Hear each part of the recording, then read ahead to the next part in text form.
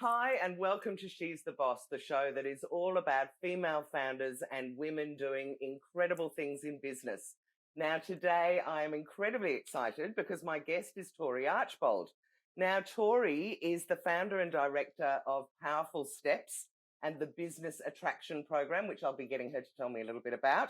She was also is the founder and director of Torstar, which you may know of as she's just an absolute PR guru and had that business for a long time. She's also the host of Powerful Stories on Nova podcasts. So she's going to be an amazing guest, and I'm dying to hear her story. Welcome, Tori. Oh, thank you so much, Jules. I'm so excited. And you know, pink is my favorite color. So I didn't know that. Lunch meeting was something that was in my original Torstar office, and you're interviewing me with pink hair. So I'm like, this is going to be a good interview. It's definitely going to be a big one because you know so many amazing things and have done so many amazing things. So let's start off with what you're doing now, because you've had quite a radical change in the last year or so. I don't actually know when it was, but tell us what you're doing now. Yeah, so maybe what I might do is take a step back, because many, many years ago, 2 decades ago, in fact, I trusted my gut instinct, and I'm all about trusting your gut instinct in business. And with no money in the bank and no media contacts, I decided to start a PR company called Torstar. And oh my God, that is so funny because I did pretty much the same thing with Handle Communications. Yeah, no experience, just gave it a go. Correct. So trust yourself, believe in yourself, because dreams do become reality. And the whole idea around that was I wanted to attract people that were in alignment with my values. So my value set has always been passion, integrity, and delivery. And I really believe that if I could build a business based on those foundations, I would attract the world's top performing brands, celebrities, and influencers. And so fast track, 2 decades of my life. At one point I had 22 staff, 10 freelancers. 80% of my clients were global, international, top performing retailers. And of course, the celebrities and the influencers started coming into my orbit. Now, I absolutely love that business with all my heart. But again, that intuitive hit that we as women kept tapping me on the head, and of course was inside me, and I knew that I had another business to give birth to. So ironically, 3 of America's biggest brands were my clients before I decided to really be bold, courageous, and fearless and start another business. And those were Victoria's Secret, Steve Madden, and of course the beautiful Drew Barrymore. And I remember, so Drew Barrymore, I launched Flower Beauty for her in Australia, 2019. And I remember just being there watching her, and she was such an inspirational woman. I mean, she had been through hell and back, but she'd survived all these incredible challenges. And the ironic part about it was that I'd also faced challenges. While she had been public about hers, I'd always hidden behind closed doors. So you saw Tori, this, female entrepreneur, building this business, attracting these brands, a single mom, jetting off to London, New York, Singapore, Milan, Hong Kong, you name it. But actually there was a different story behind the scenes. And so you're in media, Jules, you'll understand this. Marie Claire magazine approached me to share my story, and it ended up translating into a 3-page feature. And finally, I became in alignment with my true self. And that's what gave birth to Powerful Steps, because I no longer wore 2 masks. It was no longer my professional mask and my behind the scenes mask. It was, hi guys, I'm here and I'm ready to serve you in a new way. And that was how Powerful Steps was born. And Powerful Steps really is, me sharing the toolkit of success. Like, how did I start off with no money? How did I build a communications business with no contacts? How did I attract all of this goodness into my life? And so what I've done is I've translated that into programs and, mentoring and the business attraction program for female entrepreneurs. And amazing. I just say, though, that I love what you're doing. Thank you. Of course, as a female entrepreneur myself, and also, through my She's the Boss group, I'm talking to women all the time. And there's just hardly anything out there for the entrepreneurial woman. I mean, I think there's a lot about leadership. There's a lot about women careers, and there's a shitload of stuff out there for startups, but there's nothing really to help those entrepreneurs get to the next stage. So I just love what you're doing. It's brilliant. Thank you, Jules. And you know what it is? It's all about understanding women. We all have a superpower, right? Yep. And we're all born with the right to step into our power zone. And so when I was doing my research, and you're absolutely right, there's no one out there doing what I'm doing because no one else has had that same experience, right? No, So true. on the professional front, on the personal front, we're all unique, but how do we share that experience with others to show them that they too can take powerful steps and transform their dreams into reality? So that's how Powerful Steps was born. I feel like it's going to be a more exciting adventure and journey than Tour Star. And so every morning I'm waking up, I'm like, okay, guys, hit me. What are we doing next? She's the boss today. I love it. I just think it's terrific what you're doing. And I think it's really interesting that you talk about the professional Tory and the real Tory and how they used to be separate, because I think that's something as women that we do a lot. And I feel very much the same myself, that I've kind of stepped into this thing that it just, and when it's right, it just flows. It just is completely different to that, hard struggle that you can have when you're trying to separate, and I guess have a sort of a facade of professionalism that doesn't include your heart, I guess, in some ways. Yeah, and I think that, I believe that when you are in alignment with your destiny, you've got nothing to hide. But for so many years, and I'm sure a lot of corporate women, including yourself, it was definitely me, we felt that we needed to be these big achievers, that, that gloss and that glamour and what people saw. Like, I was always known as a girl in the little black dress that made things happen. And, ironically, this morning I was doing an interview and someone said to me, how many little black dresses did you own? And I said, well, I think 60 or 70 now. Oh my God. To me, they were all different and they all had different experiences attached to them. But to the outside world, they probably all look the same. So I was having a little bit of a giggle. But I was a woman that wanted to blend in behind the scenes. I was the one that definitely made it happen. But unless you were connected to me or referred to me, you wouldn't know that that was how it happened. Right. Well, this is leading me perfectly to the story of your entrepreneurial journey. So what we're going to do, if it's all right, Tori, is take you right the way back to high school days. Great. When possibly you didn't think that you would be running a massive PR agency. I don't know. But what was it like? What were you like in high school? And how has your career unfolded, with all the good bits and the bad bits as well? So this is a brilliant question, because my daughter's going into year 11 now. And so she's starting to think about, what do I want to be? And obviously she's been by my side and she's seen that entrepreneurial side of me. So she wants to go on that journey, which I totally embrace. Now, for me, I came from a completely opposite background. I went to an all-girls school. I had 3 other sisters. I was the eldest. And wow, 4 girls in the family. Yeah. And what did your mum and dad do? My dad worked in corporate and my mum was stay-at-home mum.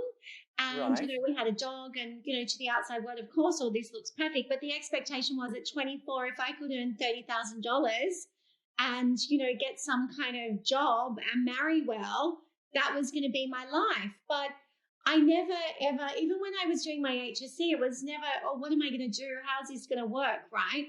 So where the idea from my career came into play, and when I started listening to myself and not the expectations, and I guess my family had low expectations of me, if we're really honest. I can't tell you how many women I've interviewed that say the same thing. Oh, just low expectations. Marry well. Bit the same myself. Yeah, that's right. Anyway, you reverse it, and I ended up employing all of my sisters in my business. So it was actually. Oh my God, that's great. But so, what did you do when you finished high school, though? Did you go to uni? My mum was like, "Oh, every good housewife is good at interior design." So right. Oh my God! So you went down the interior design route. Yeah. So I was like an average student, like 50s, 60s, and I surprised everyone in the HSC. I got 87.75, and I always remember that number, because I even blew myself away. I was like, well, it's so high. Where did this come from? No one thought I could do it. And I didn't really put that much effort into it. And I was like, wow, if I didn't put that much effort into that, imagine if I did put effort into my life, what would actually happen, what I could actually create. So off I went to design school at the University of Technology, and I quit after 2 semesters because I was like, this is not me. And there were other people doing fashion. I always had a love of fashion. And my side hustle when I was at uni was working in promotions. And what happened was, I was like a promotions girl. And what happened with that role was you had to talk to people, you had to connect with people. Hang on. Promotions for whom? So were you doing it for brands or nightclub? Because A I know whole my lot of brothers all brands. used to do nightclub Alcohol promotions. brands. Right. I was a tequila girl. I was a Foster Grid girl. I might have waved on the back of way back then, one of those Mazda RX-7s when they came out. And, you know. Oh, my goodness. I love this. So full circle. Ultimately, Full you were circle. employing those girls. But what this taught me about life and people was never, ever judge a book by its cover. So I used to go in and I used to meet these people, and I loved meeting people. And then, you know, I started working, again, another side hustle in a clothing store in Chatswood Chase in Sydney, Australia, for this guy called Gus, and he owned this very high-end clothing store where back in the day it was like, you know, Donatella Versace and Gianni Versace was like the brand to wear. Brioni suits, which were anywhere between $5,000 and $10,000, they were custom made. And he gave me the same thing as what I learned in promotions. He said to me, Tori, never judge a book by its cover. The man that comes in his stubbies, and that's a very Australian thing, and his thongs and his T-shirt, and maybe his T-shirt's a little bit small, and he'd giggle with me. He said, watch it, he'll pay, and he won't question. He's humble, he's confident, he's powerful, he knows what he wants.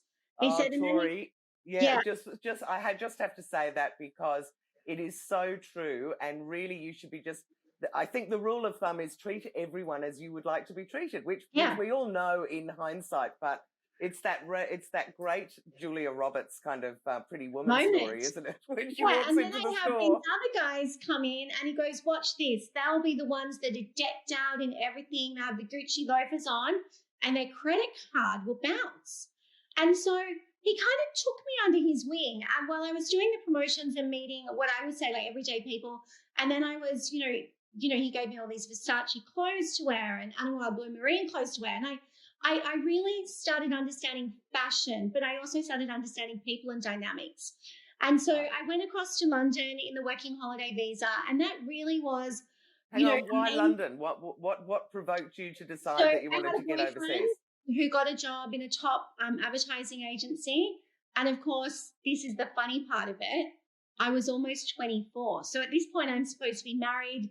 I'm supposed to be a fabulous interior designer. I've done none of these things. I'm in London. I work for MTV. I work for Columbia TriStar. I work for top advertising agencies. And you can only work 3 months at a time.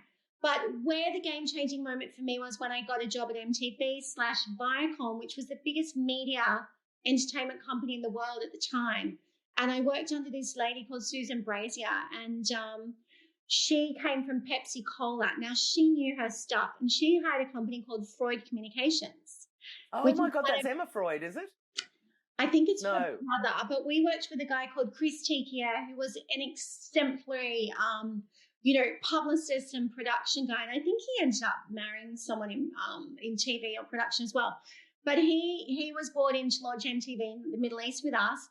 And all of a sudden, I was surrounded by these people that were in the top of their game. They were number one in their industry. And my eyes were just like, wow. So after those 2 years, I had this saturation of media, but working with incredible people and the dynamics. I came back to Australia. And of course, in those days, magazines, you could have got a story that was over there 18 months beforehand. And exactly. Australia was very behind in those days.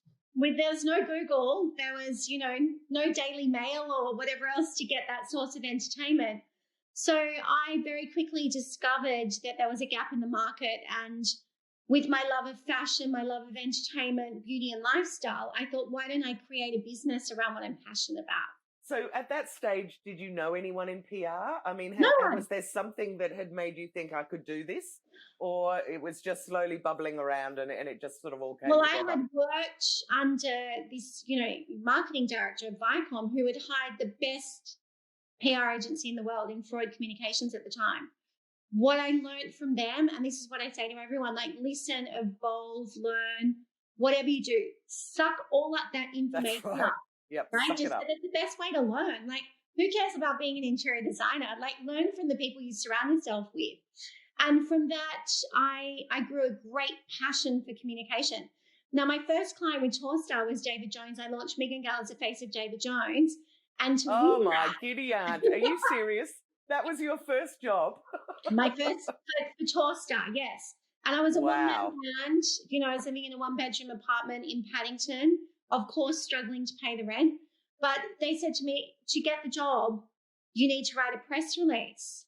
Well, Jules, I'd never written anything, but I'd read everything. So I just sat there and I caught a bus into this city. I faxed it off, and 24 hours later, I got the job. Right? Wow. And it was my Oh, role. congratulations. That's a Yeah. great story. I had to transform her from being that, uber success supermodel from her with Vodafone in Italy. I was going to into- say she was very aligned with Italy in those days, wasn't she? And it was Yeah. the thing that in Australia she was too big or something. I can't even Yeah, there remember what was. it So I was. dealt with all of that, and we transformed her into You did. the most successful brand ambassador for David Jones. And then after that, I guess, for me, it was all about connections, meeting people, following up with people, looking at different story angles. And before I knew it, I'd been working with every major fashion designer in Australia. But the big one was when Zara came knocking on my door. Right. Okay, so this was a game-changing moment for me because I probably had 8 or 10, maybe 12 staff at that point in time. I bought my own office in Hunter Street in the Sydney CBD. And, one night we're all having after work drinks. It was a Friday night. And one of my assistants, she says to me, Tori, you had a call from Jesus today. And I said, anyway, it ended up being Jesus Secavera, the most powerful man in communications at the time. And it was Interdex. It was a Spanish number. I went back to my office. I called him. And 6 weeks later, I was appointed to launch Zara into Australia. Now, it was the biggest retail launch in Australian history, but it was that because his team worked with my team. Well, I was going to say, how do you make that leap from an agency that's got sort of 10 people, which I assume had grown organically, and then pick up such a huge client? Because for a lot of women, a lot of people in business, it's that big break that you can get. And if you stuff it up, and you don't have the staff or you don't have the capacity, that everything falls over. So how did you manage that sort of super fast growth, I guess? So I never thought of that at any time in my career. Okay. I'm just going to be honest, because it's like, this is she's the boss. You got to own the way you work, right? I never had a business plan for Torstar, and nor do I have one for Powerful Steps. I trust my gut intuition that I'm capable of delivering something better than the last person. And when you go back to my value set of passion, integrity, and delivery, the reason why I've attracted these brands is that they have the same passion. They work and they know you can deliver. I mean, that's the other thing. They've seen that you've done it with other brands, and obviously you're pretty well connected at that stage. So maybe the word had got out, and people like Megan Gale were going, you want to use Torstar. Yeah, I don't know. I just think the delivery piece is so important, and the same with Powerful Steps. You're only as good as that last coffee date, that last Zoom call, that last podcast chat, or what we're doing now. And it's that connection that you create. And I did ask Jesus, I said, what attracted to me? And he goes, we do our research on everyone, and you are the one for us. And you know what? I do my research on people as well.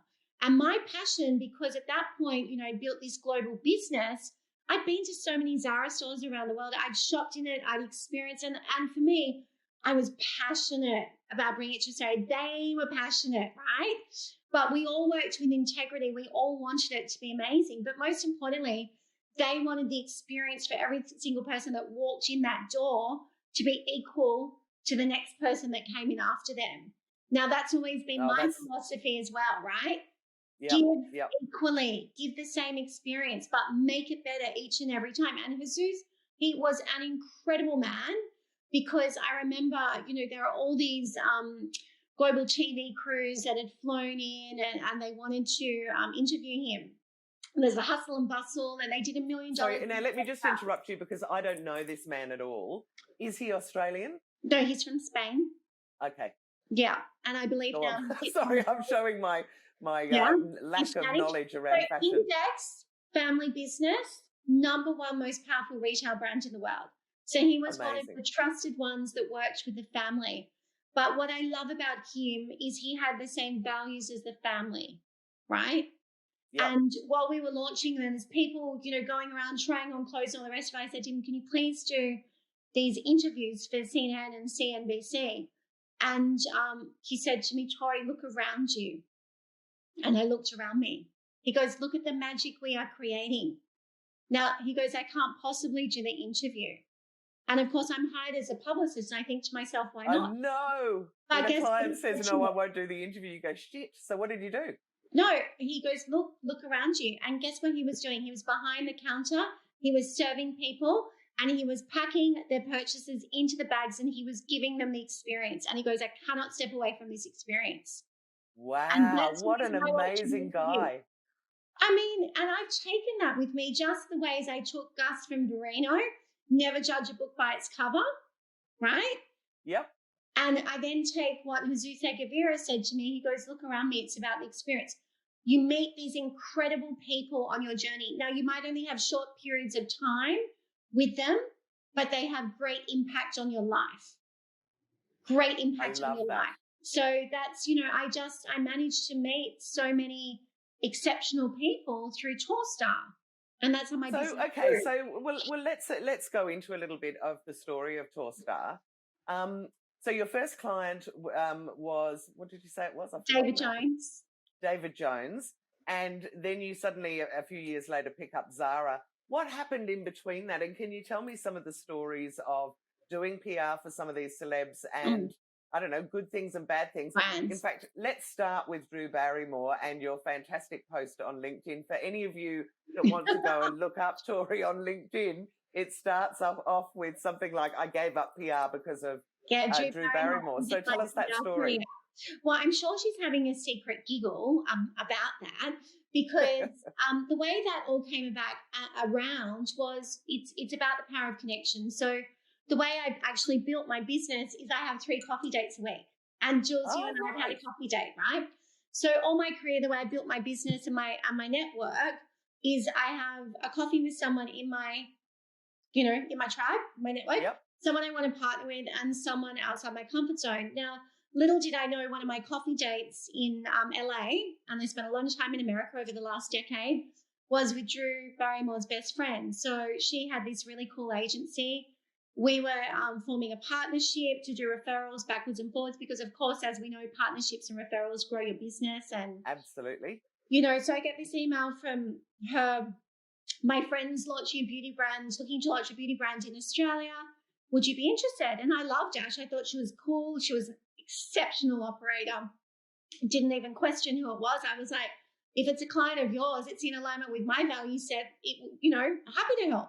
The next email it was Drew Barrymore. Now, I didn't actually meet Drew in person until she came to Australia, but, she gave me this amazing hug. I'm so excited to meet you. And I said, well, how did you find out about me? And she said, I went to high school with Ash. And she said to me that I should hire you.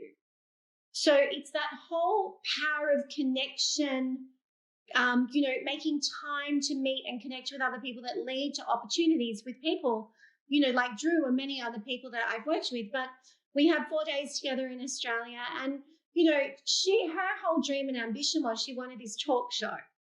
Right. After Which didn't she get a talk show last year? Yeah. So after that launch in Australia for Flower Beauty, which landed her in the top 5 beauty brands in Australia, she then went on to secure her, talk show, which she's exceptional on. And I remember sitting there saying, well, I'm going to go out on a high. I've worked with the 3 most powerful brands in America and sayonara Torstar, hello, powerful steps. So we both went in different directions. So when I say she ended my PR career, it was she inspired me. She encouraged everyone around me, but most importantly, she empowers those around her. And that was exactly when I talked about before, my trusting my gut instinct for 2 years. It was like listening to her speak. It was like, okay, it's connecting. It's time to shut one door and start another. That's very brave of you, though, really, Tori. To give up such a successful business to start again. And I'm not in any way saying that you didn't know in your gut. And we all have those moments where we go, I know I'm on the right track, I just know it. But it's still hard to get rid of your baby or to close your baby down. did you want to sell it, or was it just too tied up in you and your Well, I personality? had an offer to sell it 5 years before to a big global agency. And look, it would have been a lot more travel for me. And also, my daughter was at an age where she was going into high school. I've been a single mum for 12 years, and the two of us had experienced a lot of trauma because of our personal experiences. And I caught a plane back from New York. And of course, the down payment, they always say, here's $1 million, sign on the dotted line, here you go. And I thought, look, with it, money comes and goes in your life, Jules. And of course, you know, they offer you multi-million dollars to stay and do all these other things. But I thought, I can make that money myself. I don't want to be tied down. And my daughter is more important. And I wanted to tie up what we'd been going through so that we could create the space to step into our future. So that's why I didn't sell my business. What I did was every time someone resigned in my business or traveled overseas, I didn't replace them. And what I did. Oh, so you just let it whittle away, basically. Yeah. And then everyone, when I knew that I was going to start Powerful Steps, I got them another job with the clients of mine or connections. So they've all gone into incredible businesses and they're doing really well. And I just knew that I could do it again. Like I did it once, I can do it again. But I also trust my gut instinct that Powerful Steps will be bigger and better than Torstar. Oh, I love that. You learn life lessons, right? I'm sure you're right. So talk to me a little bit about COVID and how that affected you, because I know from my point of view, I mean, She's the Boss has really taken off because of COVID. It's just kind of grown out of nowhere and I love it. So Yes, how did COVID affect you? Because for a lot of people, it's been time to sort of sit and think and go, I want to make a change, or I do want to pivot in some way. So I decided to do Powerful Steps full time from February 2020, and obviously COVID hit literally 6 weeks. Oh, I didn't realize. So so what did you do? It's a good story because you know, I had Optus, Lendlease, Westfield as clients. I'm flying around Australia empowering people. I'm speaking. I'm planning on doing a book. I was like, oh, my year is set. As we all thought. And I was like, okay, Tori, it's like in PR. If shit goes down, sort it out, find a solution. So within 48 hours, I sat with it and I decided to pivot online. Well done. Within a month, I was mentoring people between Australia, the US, New Zealand, London, Singapore. Then towards the end of the year, I was listening, I was learning, and I was like, okay, I redid my website 4 times until I actually understood exactly what my offer was, where it was. I invested in the back end because I was like, 2021 and beyond is going to be my year. And I saw a gap in the market for people with my experience to empower others. And so I love COVID. If you ask me what was the challenge was really there. 48 hours, dig deep. What's the solution? Go for it. Oh, I love it. So now as a businesswoman, and because we've got women watching this that are either running their own businesses or thinking about it, let's talk, or if it's all right with you, about some of the challenges that you might have had running your own business over the years and what you've learned from them, or what we could share with the viewers to help them if they get stuck somewhere. I think it's really important that we don't put a big glossy sheen on everything, which I know you agree with as well. And we talk about the fact that shit can go down exactly as you said, but that there's always a way out. And often it can be a real positive. You know, you look at it at the time and go, oh my God, everything's falling to pieces. Yeah. But you look at it later and go, I'm so glad that happened because it sent me in this direction, or I met this person, or whatever. Yeah. Have you got some stories like that you could share? Yeah, I do. So when people say that they don't want to connect with you or they don't want to return your call, because when I started out, oh my gosh, the hang-ups, Tory who, what's Torstar, boom, boom, boom. Now I could have gone, oh, am I on the right path? But I trusted my gut instinct. And I switched my thinking and I was like, the first time that happened to me was when I had David Jones and I was calling News Corp. And I switched my thinking. News Corp saying no to David Jones. I'm surprised. Well, they didn't realise because I called up, it's Tori from Torstar, and they're like, well, who the fuck is she? Who is she? Who's Tori? I know that feeling with PR. Tori. And what the hell is Torstar? So they were hanging up on me. Well, this one journalist was, which I now have a laugh with him about, because he didn't know who I was. He was busy and he wasn't valuing me. I obviously valued him and I'd done my research, but he didn't know what I was doing or my client, right?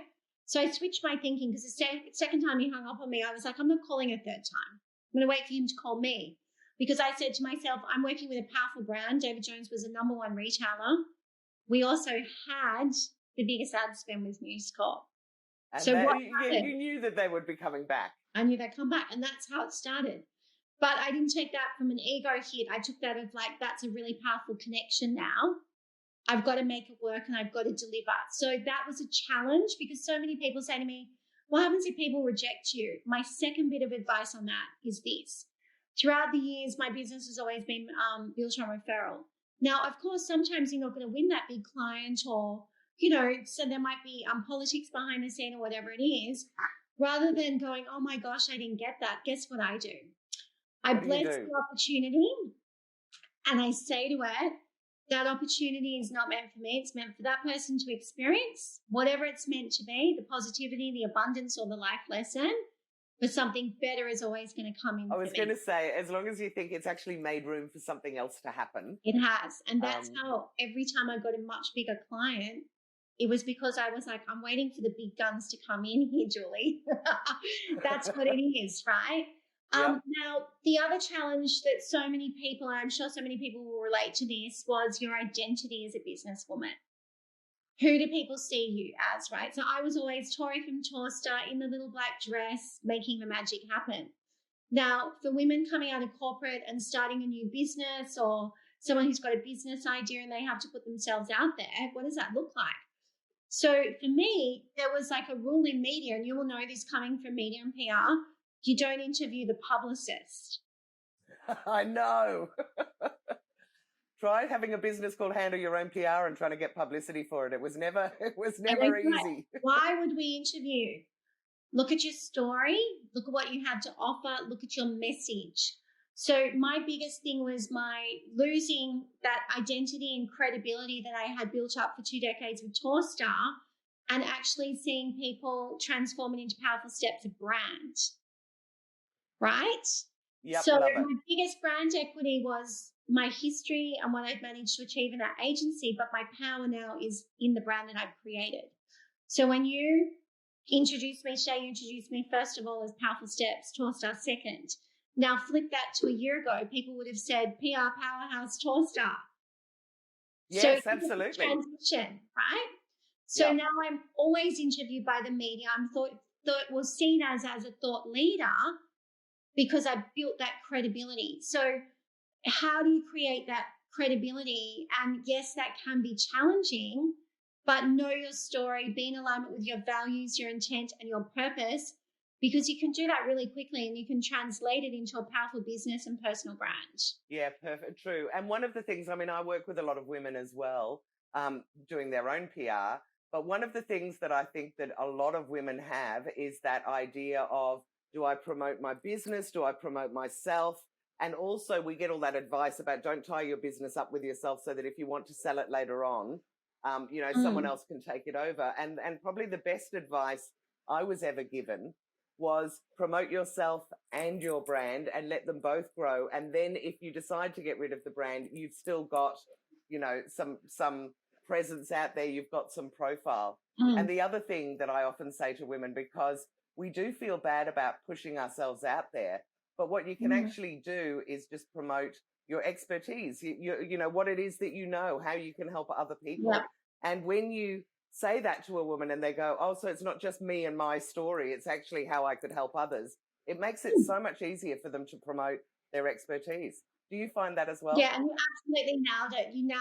You nailed it. Because when I started Powerful Steps, so many people said, well, why don't you go out with your brand name? Because in America, you have the brand names. You have Brene Brown, you have Marie Forleo, you have Gabby Bernstein. They're all multi-million-dollar female entrepreneurs empowering other people, which is exactly what I'm doing, right? Yep. But I listened to the universe. I listened to my gut instinct. And when I went to register my business name for my accountant, Powerful Steps came up that was available across all the social media. Oh, you've just given me goosebumps with that, because you just know. Yeah, all the trademarks. And I was like, that's the brand. So when I first went out with the brand, it was Powerful Steps. But like I said, I redid my website 4 times. And the last time I redid it, what I did was I linked exactly what you're recommending. So it's now Powerful Steps by Tori Archbold. Yeah, perfect. So if you want to go off and sell parts of it later on in your career, you can. If you want to keep it, you can, but it's your identity, but it's merged the two powerful tools that we all have in life, which is the business and the brand, our personal brand. That's right. And I think that's why so many of the courses out there suggest to people that they get on the speaker circuit, that they write books. It's all about promoting your expertise so that you are associated with a topic and knowledge, but that you're, as a person, you're separate to it. You know, you can take that information with you wherever you want to go later on.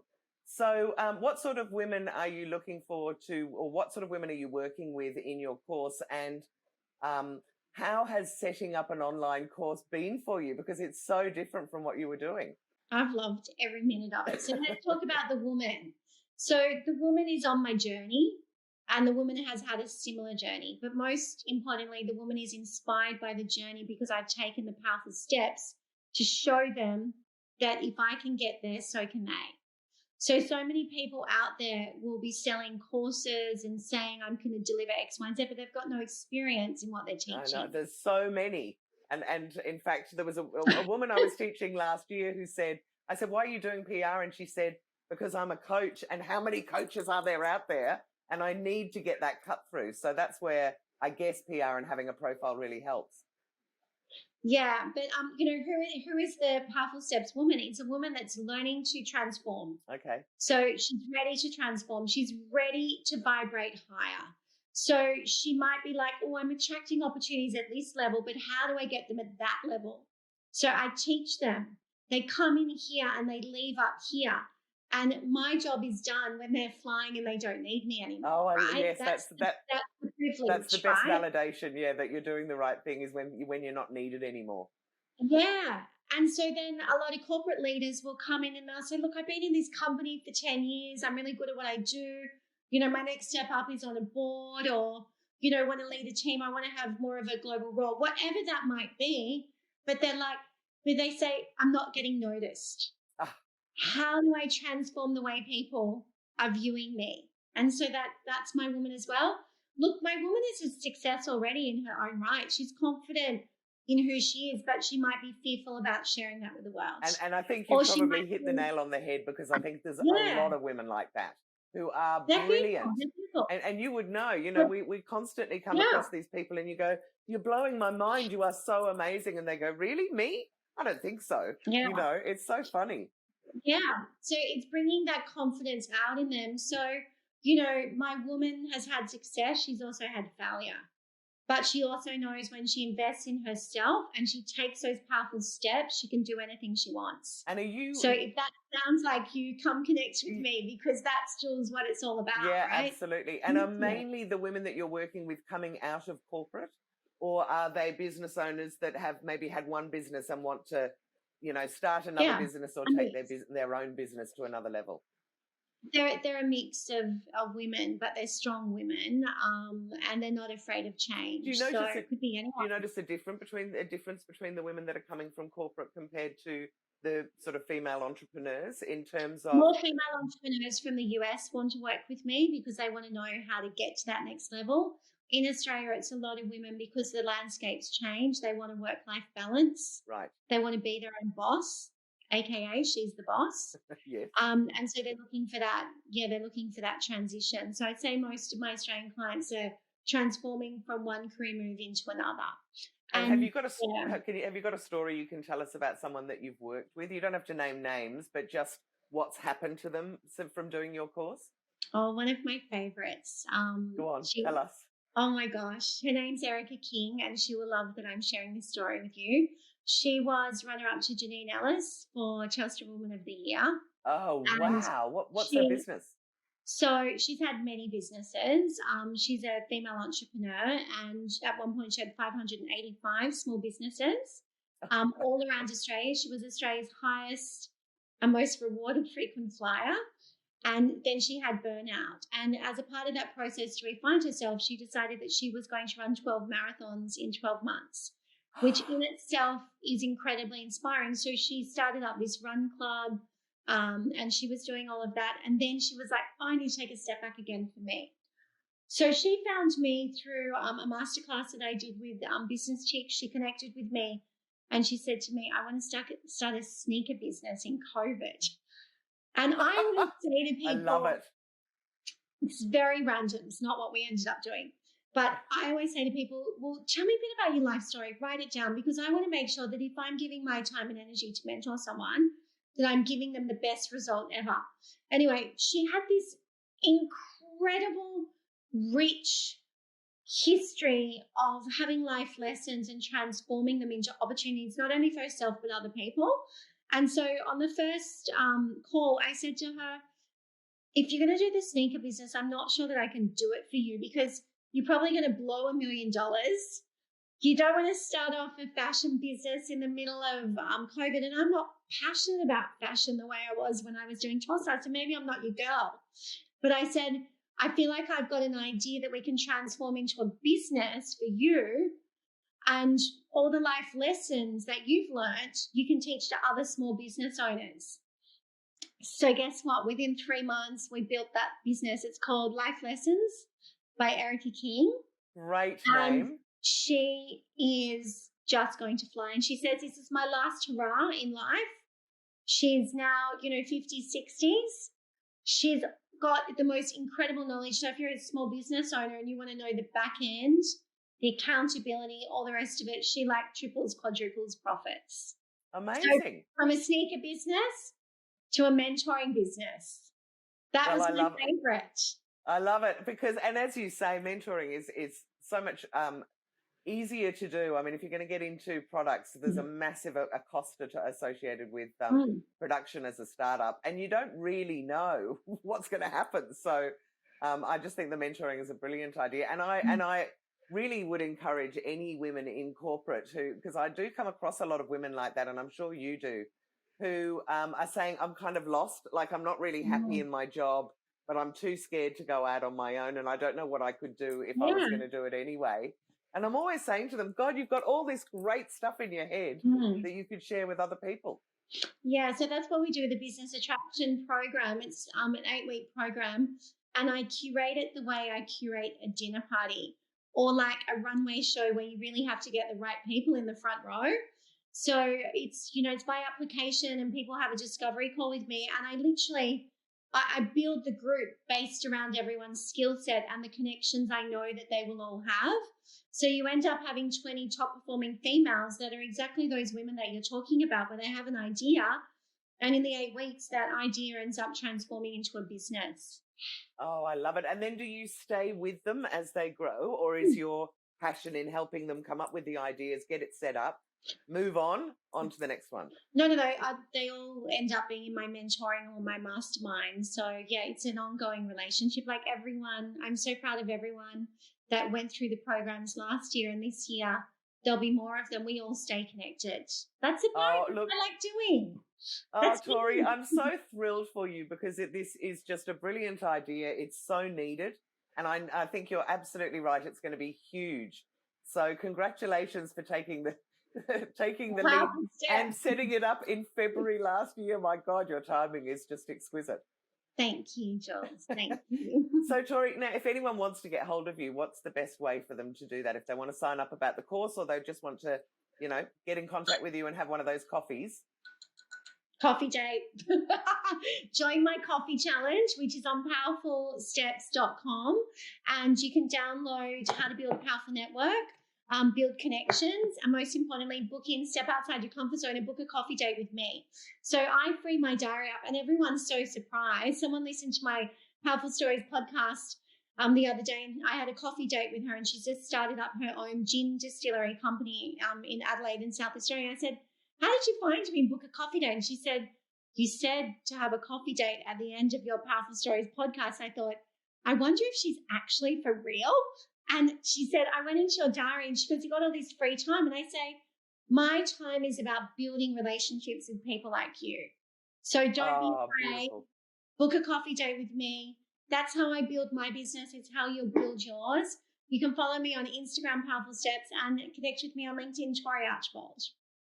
Wonderful. Well, what can I say? I'm just so thrilled that you did this interview with me. Thank you so much, Tori. You're most welcome, Jules. Thank you for thinking of me. And I'm really looking forward to meeting your powerful networking connections as well. Oh, fantastic. Listen, if you've enjoyed this show, which I hope you have, then please go and watch some of the other episodes, like, comment, share, subscribe, all those kind of things. If you'd like to know a little bit more about She's the Boss, we do run online lunches for female founders every week. We have a membership group, which we've just partnered with One Roof. We have a podcast called She's the Boss Chats, where I also interview incredible women from Australia, most of them female founders, but women doing extraordinary things in business. Just go to shestheboss.com.au and hopefully I'll see you for the next episode.